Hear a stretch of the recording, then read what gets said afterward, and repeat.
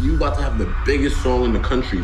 Now is about your family, about your career, about you accomplishing everything you ever wanted. The rapper XXXTentacion, artist whose real name is Jose Onfroy, has been shot. He was a kid.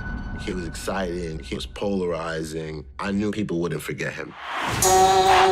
Yeah, hey, yeah. There's definitely a difference between Jose Onfroy and XXXTentacion. Jose Onfroy was weak. Nobody cared about Jose Onfroy until he took on the persona as XXX. You know how you got that little voice in your head and it'd be like, yo, don't do that. I don't think he had that. Jose Onfroy, also known to millions as the late rap phenom, XXXTentacion, was an enigma wrapped in raw musical talent, trauma, and to some, violence. Good morning, everyone. Welcome to Inside South Florida. I'm your host, Jason Carter.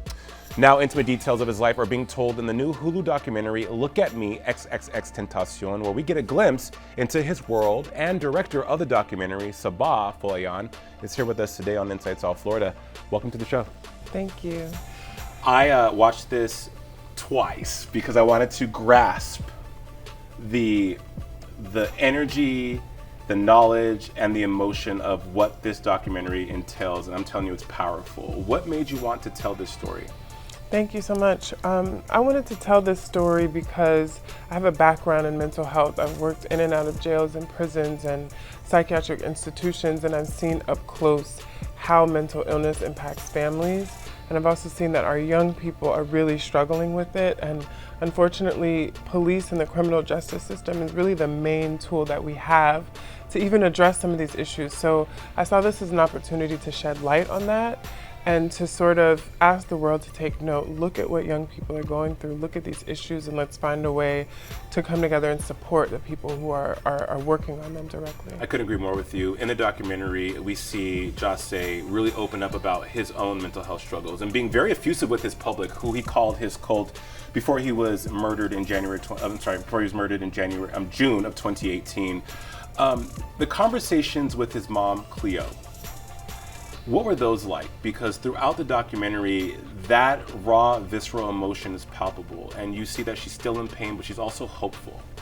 Yeah, I just have so much respect for Cleo, for her generosity and the way that she was willing to trust me and walk through this process courageously and go through it in a way where we were both clear that his story was meant to be a service to the collective, that we were going to offer up the truth so that people could have an opportunity to learn and to grow and to process their own versions of these experiences, because it may not be as dramatic or as huge as Jose, but people are living these types of stories all across the country every day.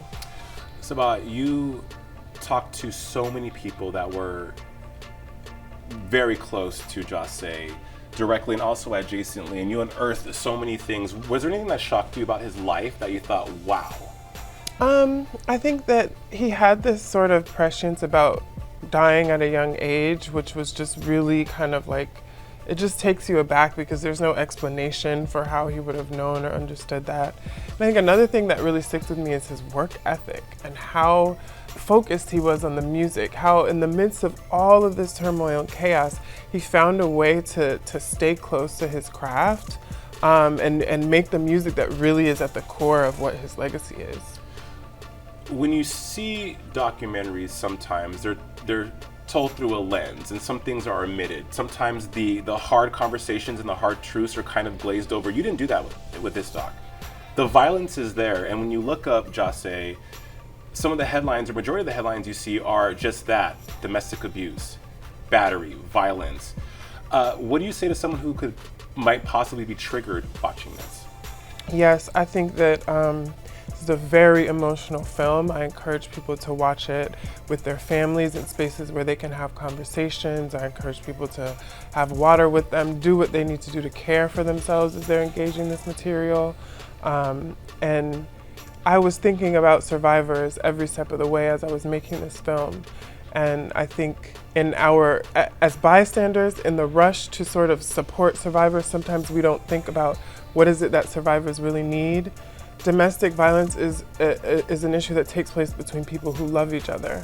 And the fallout of that affects the survivor, the abuser, and everyone. So to simply condemn and polarize, it's not always as constructive. And so I hoped that, though it may be triggering, that it could be useful, that it could be a tool to help us move forward in the effort to try to change some of these norms, because the situation is way too common. Absolutely, well done.